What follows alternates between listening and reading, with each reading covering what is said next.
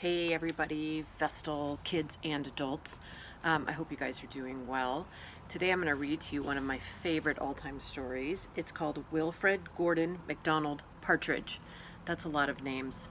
What I would love for you to do while you're listening to this story is to think about how is Wilfred, Gordon, McDonald, Partridge empathetic, or how does he show empathy toward a character that you're going to meet in just a minute.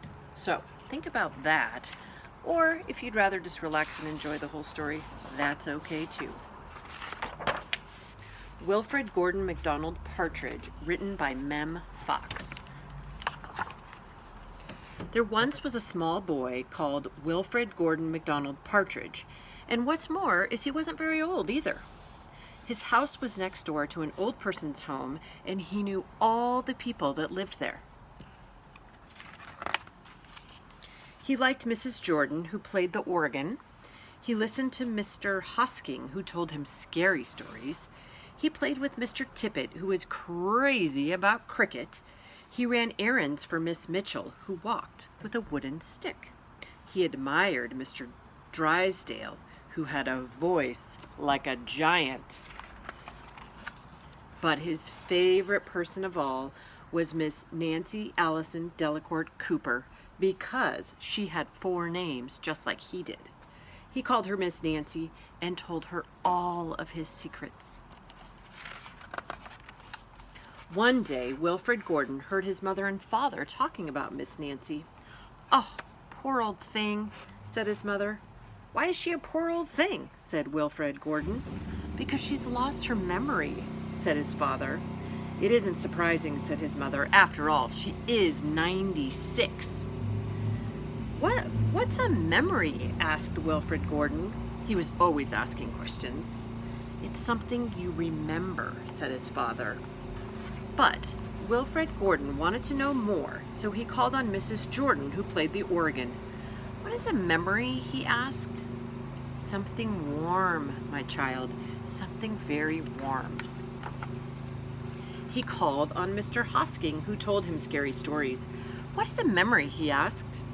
"Something from long ago, my lad, something from long ago." He called on Mr. Tippett, who was crazy about cricket. "What's a memory?" he asked.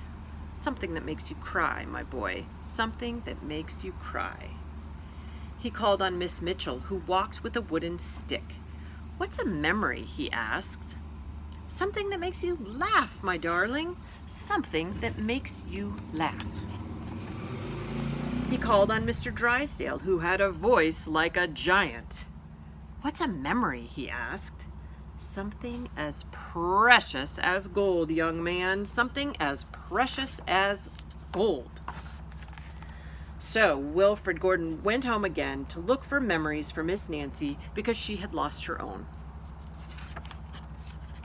He looked for the shoebox of shells he found long ago last summer, and he put them gently in a basket. He found the puppet on strings, which always made everyone laugh, and he put that in a basket too. Look at this funny puppet. I bet that would make everyone laugh. He remembered with sadness the medal with which his grandfather had given him, and he placed that gently next to the shells. Next, he found his football, which to him was as precious as gold. And last of all, on his way to Miss Nancy's, he went into the hen house and took a fresh, warm egg from under the hen. Then Wilfred Gordon called on Miss Nancy and gave her each item one by one. "What a dear, strange child to bring me all of these wonderful things," thought Miss Nancy. Then she started to remember. She held the warm egg and told Wilfred Gordon about the tiny speckled blue eggs she had once found in a bird's nest in her aunt's garden.